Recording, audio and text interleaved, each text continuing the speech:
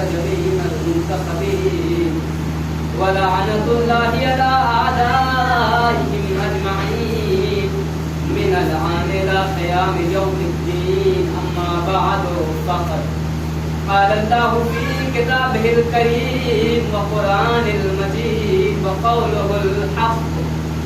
بسم الله الرحمن الرحيم. إنما يريد الله ليذهب عنكم الرجس ويطهركم تطهيرا.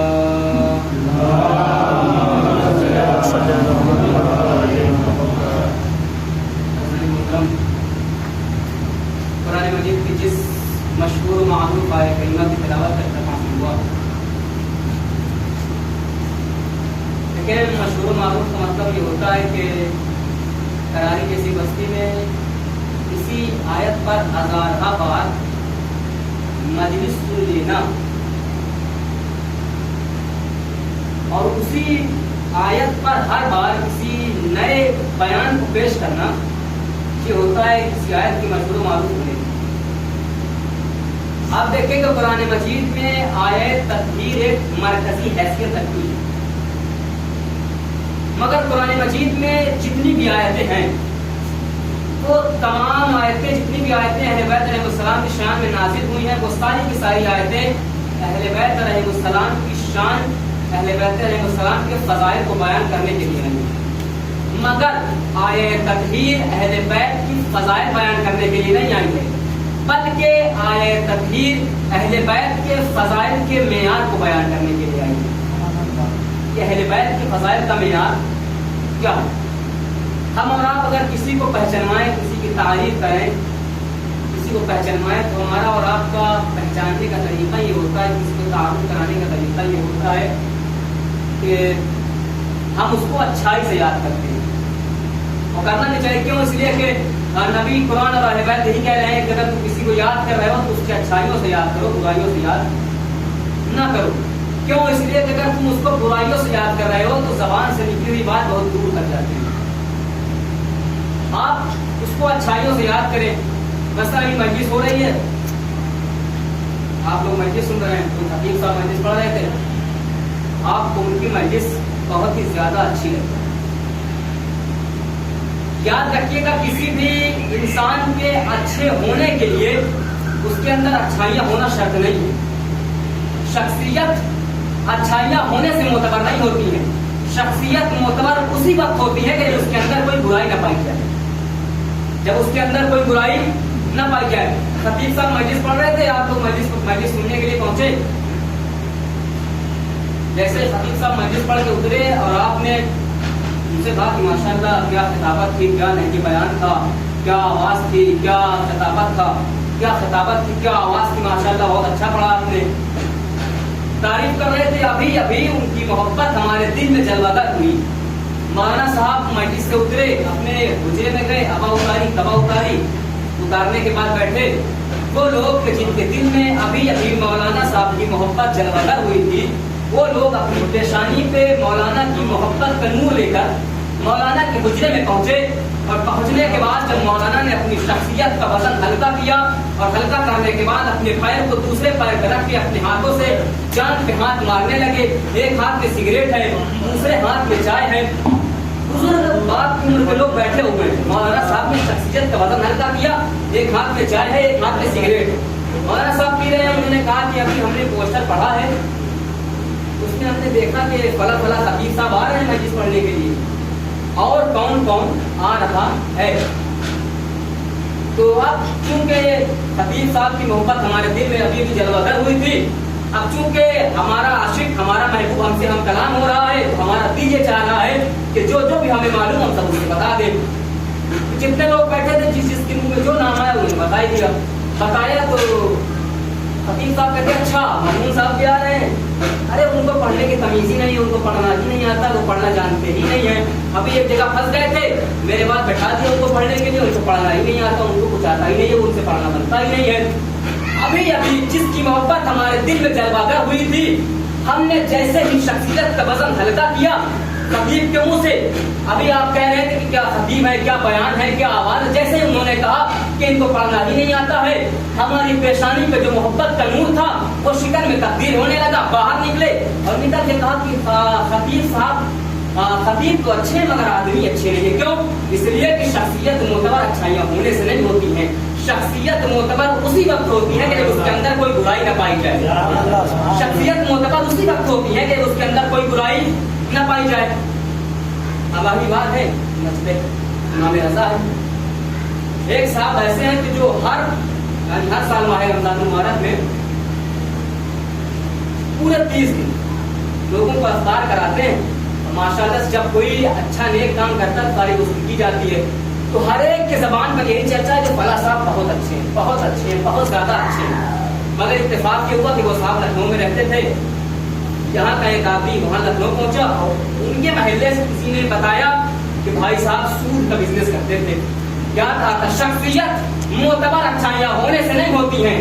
شخصیت معتبر اسی وقت ہوتی ہے کہ جب اس کے اندر برائی نہ پائی جائے. جب اس کے اندر برائی نہ پائی جائے. ہمیں اللہ کو پہچاننا, ہم اللہ کو کیسے پہچانیں گے؟ صفات کے ذریعے سے. اللہ کے صفات کی کتنی قسمیں ہیں؟ 2 قسمیں ہیں, صفات ثبوتیہ, صفات سلبیہ. صفات ثبوتیہ, صفات سلبیہ کسے کہتے ہیں؟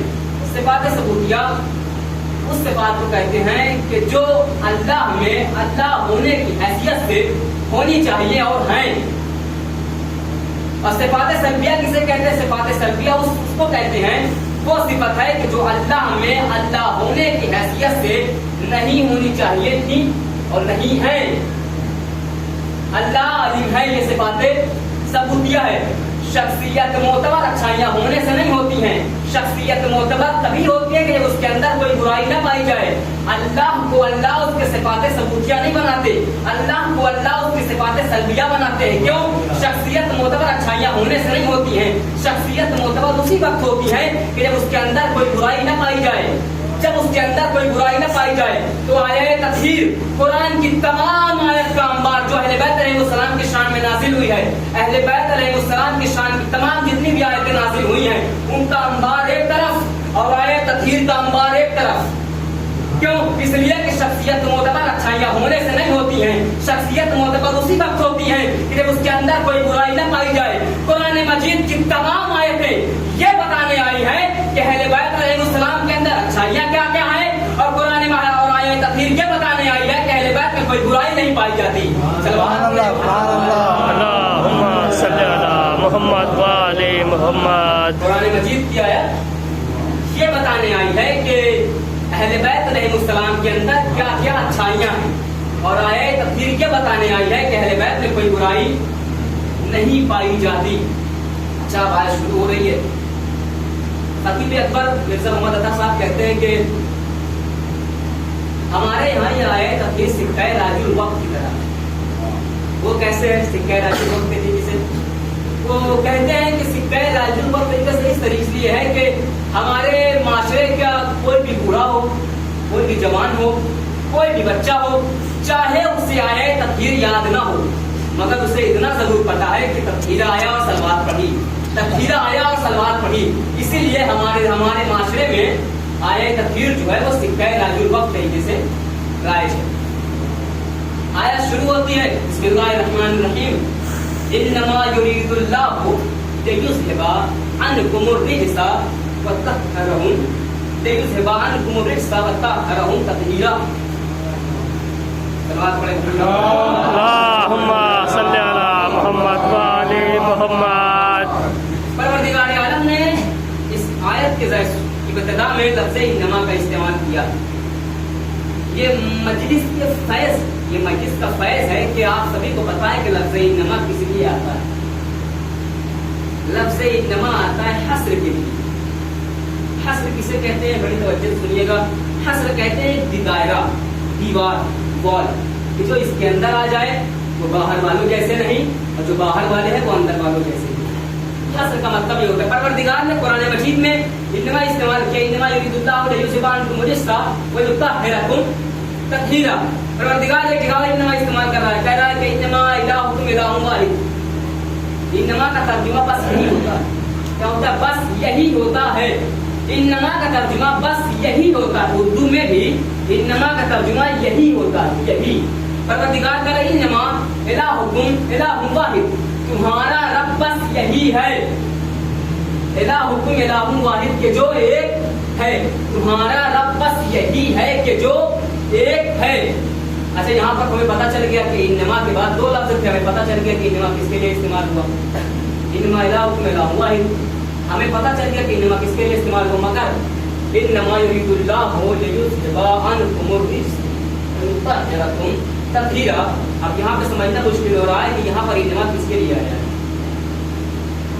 میں اس کا الگ الگ ترجمہ کرتا ہوں، مگر یہ بات یاد رکھیے گا کہ اس الگ الگ ترجمے سے کسی غیر کو فائدہ نہیں پہنچے گا، وہ اس لیے کہ اگر فائدہ غیر کو پہنچ جائے گا تو اللہ نے جو حصار لگایا ہے وہ حصار ٹوٹ جائے گا، اور اللہ کا حصار توڑ دینا کسی بھی بدبخت کے اندر اتنی جرأت نہیں ہے۔ اللہ نے جو حصار لگایا وہ حصار ٹوٹ جائے گا۔ ترجمہ سنیں، اگر ہم انما کا ترجمہ یریدوں کے ساتھ کریں گے تو کیا ہوگا؟ اللہ چاہتا یہی ہے، یا اللہ یہی چاہتا ہے۔ انما کا ترجمہ یرید اللہ کے ساتھ کریں گے تو کیا ہوگا؟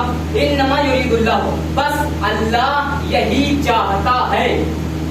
اب انما کا ترجمہ اگر ہم لیذھب عنکم الرجس کے ساتھ کریں گے تو کیا ہوگا؟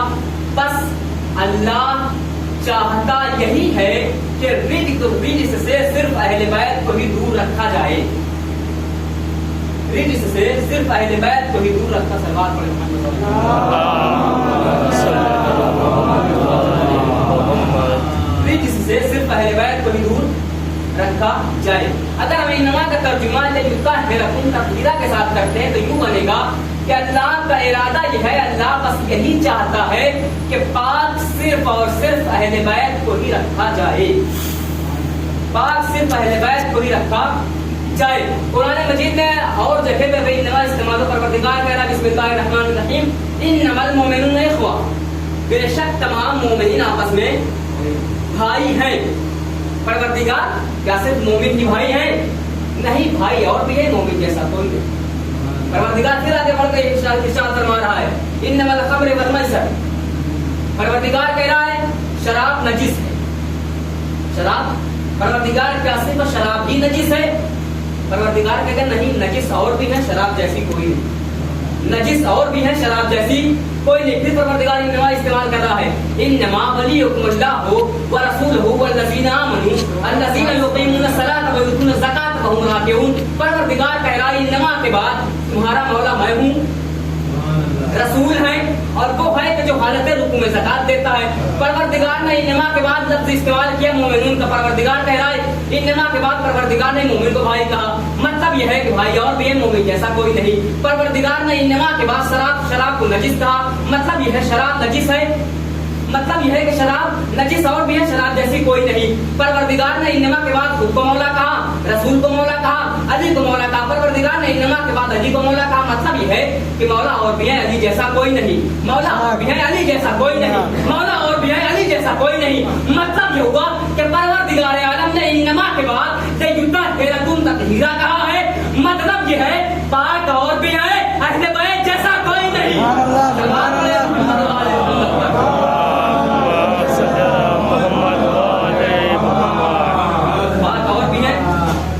اہل بیت جیسا پاک کوئی نہیں۔ ایک اور سلوات پڑھیں محمد والے محمد والے محمد۔ پاک اور بھی ہیں، اہل بیت جیسا پاک کوئی نہیں۔ انما یرید اللہ لیذھب عنکم الرجس ویطہرکم تطہیرا۔ دو لفظ سے بحث ہے، شاید وقت زیادہ ہوا ہے کیونکہ جتنا وقت ملا اس سے زیادہ ہوا، صرف 2 منٹ، اگر بات مکمل ہوتی ورنہ چھوڑ دیا کہیں گے۔ سلام پڑھیں محمد والے اللہم صلی علی محمد والے محمد۔ پروردگار کرے انما یرید اللہ، اللہ کا ارادہ یہ ہے۔ اب اللہ کا کیا ارادہ ہے؟ اللہ کا ارادہ ہے کہ اللہ کے ارادے کتنے قسم ہیں؟ ارادے کی کتنی قسم ہیں؟ ارادے کی 2 قسمیں، ایک ارادہ تشریعی، ایک ارادہ تحکیمی۔ ارادہ تشریعی کیا ہے اور ارادہ تکوینی کیا؟ فرق سن لیجیے مجلس تمام۔ ارادہ تشریع کیا ہے اور ارادہ تکوینی کیا ہے؟ ارادہ تشریعی یہ ہے کہ پروردگار چاہتا یہ ہے کہ آپ اپنی مرضی سے یہ کام چاہیں. مطلب کیا ہے؟ مطلب یہ ہے کہ پروردگار یہی چاہتا ہے کہ آپ اپنی مرضی سے نماز پڑھیں، صبح اٹھیں، وضو کریں، مصلی پہ آ کر نماز پڑھیں اپنی مرضی سے.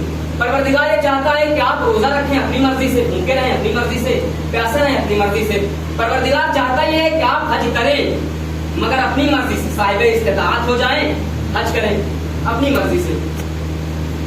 یہ ہے ارادہ تشریع، جس میں پروردگار یہ چاہتا ہے کہ آپ اپنی مرضی سے یہ کام چاہیں.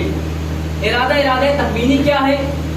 ارادہ تکوینی یہ ہے کہ جس میں پروردگار یہ چاہتا ہے بسم اللہ الرحمن الرحیم انی جاعل فی الارض خلیفہ، میں اس زمین پر خلیفہ بنا رہا ہوں، بناؤں گا، بنا رہا ہوں، آپ چاہو نہ چاہو.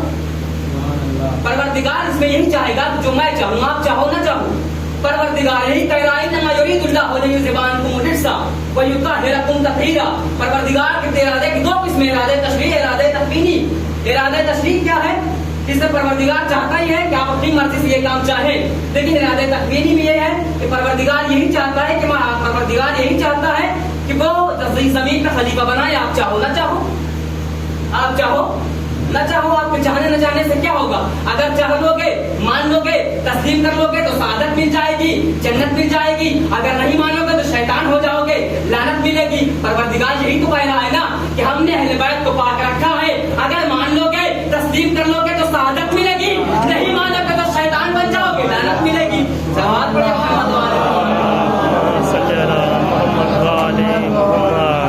شیطان بن جاؤ گے، لعنت ملے گی.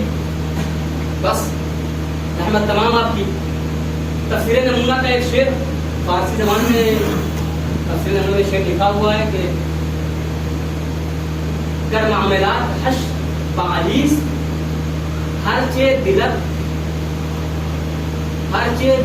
سبات پر محمد والی اللہم صلی علی محمد والی محمد. گر معاملات حش بعلیس ہرچے دلت بفار گناہ کن، ہرچے دلت بفار گناہ کن. شعر بالکل غلط ہے. کیوں؟ اس لیے کہ وہ شاعر کہتے ہیں کہ گر معاملات حشر بعلیس، علی کا ہر حشر میں علی سے معاملات ہے. وہ کہتے ہیں بالکل حشر میں علی سے معاملات یقینی ہے، یقینی طور پر علی سے معاملات حشر میں ہوگا. مگر وہ پھر کہتے ہیں کہ چاہے جتنا گناہ کر لو علی بخشوا دیں گے محشر میں. مولا کائنات آئے خواب میں آنے کے بعد کہتے ہیں اپنے شعر کی اصلاح کر. کہا کہ شعر کو یہ نہ کہے کہ گر معاملات ہر چیز سرحد پڑے. اللہم صلی علی محمد والی محمد. گر معاملات حشر بعلیس درجے بخات گناہ کن. یہ نہ کہو کہ درجے بخات گناہ کن، بلکہ یہ کہو ازر خیالی شرم کن و کمتر گناہ کن. ازر خیالی شرم کن و کمتر گناہ کن. علی کے چہرے کی طرف شرم کر اور گناہ کو کم کر. علی کے چہرے کی طرف شرم کر اور گناہ کو کم کر. یہ شاید ہے شعر کا. آج 19 رمضان شب شادی کے موقع آج صرف اور صرف زینب ام کلثوم یتیم نہیں ہوئی تھی. آج علی کا ہر ایک چاہنے والا، ہر ایک عاشق یتیم ہو گیا. آج پوری دنیا یتیم ہو گئی. آج صرف زینب ام کلثوم یتیم نہیں ہوئی. جب مولا کائنات کے سر پر ضرب لگی نا، مولا کائنات کے سر پر ضرب لگی، ابن ملجم کو قید کر کے لایا گیا مولا کے پاس. ابن ملجم کیا میں تیرا برا امام تھا؟ اس نے کہا نہیں، برے امام نہیں تھے. تو پھر ابن ملجم کو نے ایسا کیوں کیا؟ کہا جسے جہنم کی طرف جانا اسے کوئی بچا نہیں سکتا، اسے کوئی بچا نہیں سکتا. امام نے حسن سے کہا بیٹا حسن اس کے آنکھوں میں دیکھو، مجھے خوف دکھائی دے رہا ہے، مجھے ڈر دکھائی دے رہا ہے. بیٹا حسن اس کے ہاتھوں کی رسیوں کو کھول دو.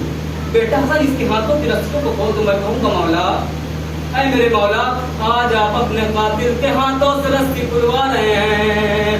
اے میرے مولا، 20 سال بعد یہی کوفہ ہوگا.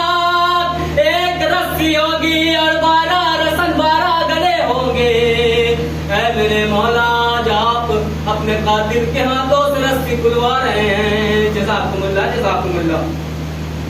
مولا نے امام حسن نزدیک آئے اور آنے کے بعد گریہ کر رہے ہیں. امام فرماتے بیٹا حسن صبر کن گریہ نہ کن, صبر کن گریہ نہ کن, بیٹا حسن صبر کرو گریہ نہ کرو. امام حسین آئے اور آنے کے بعد گریہ کر رہے ہیں. مولا فرماتے ہیں امام حسین نے اس قدر گریہ کی کہ آنکھیں مجروح ہو گئی. امام فرماتے بیٹا حسین گریہ نہ کرو صبر کرو. امام حسین صبر کرو بیٹا گریہ نہ کرو. جیسے ہی جناب زینب ام کلثوم آئی ہے نا, گریہ کرنے لگی, پچھاڑے کھانے لگی. مولا جب امام حسن آئے مولا نے کہا بیٹا گریہ نہ کرو صبر کرو, بیٹا گریہ نہ کرو صبر کرو. امام حسین آئے بیٹا گریہ نہ کرو صبر کرو, بیٹا گریہ نہ کرو صبر کرو. جیسے ہی جناب زینب آئی ہے نا اور گریہ کرنے لگی, مولا بھی چیخ مار کر رونے لگے. مولا بھی چیخ مار کر رونے لگے. میں کہوں گا, میں ہاتھوں کو جوڑ کر کہوں گا مولا آج آپ سے زینب کا رونا برداشت نہ ہوا, روزے عاشور ہوگا, زینب کے سر سے رضا چھینے گی, آپ کیسے برداشت کر پائیں گے؟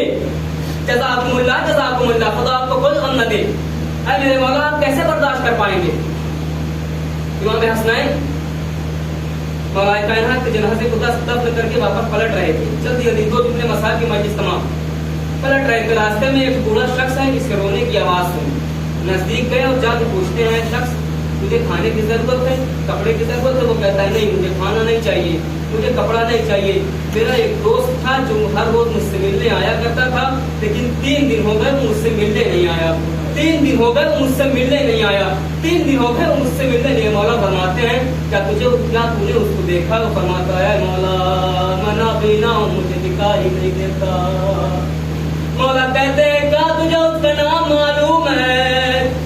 وہ کہتا ہے میرے مولا مجھے نام نہیں معلوم, لیکن جب بھی اس سے پوچھا وہ یہی کہتا تھا فقیر جالسا فقیرا غریب جالسا غریبا. ایک غریب ہے جو غریب کے پاس بیٹھا ہے, ایک فقیر ہے جو فقیر کے پاس بیٹھا ہے. مولا نے جیسا ہی سنا وہ کہہ رہا ہے تو فقیر فقیر کے پاس بیٹھا ہے. مولا حسین تڑپ کے کہتے ہیں اے بوڑھے صاحب وہ کوئی اور نہیں ہمارا بابا علی مرتضیٰ ہے. وہ شخص کہتا ہے اے مولا مجھے اپنے بابا کی قبر پہ لے چلے. بس 2 جملے مسئلے, 1 جملہ مسائل تمام. اے مولا اپنے بابا کی قبر پہ لے چلے. جیسے ہی وہ امام کی قبر پہ آیا گریہ کرتے کرتے اتنی بلند آواز سے رونے لگا, اے مولا میرا محسن شہید ہو گیا, اب میں جی کر کیا کروں گا. جیسے ہی اس نے یہ جملہ کہا اس کی روح پرواز کر گئی.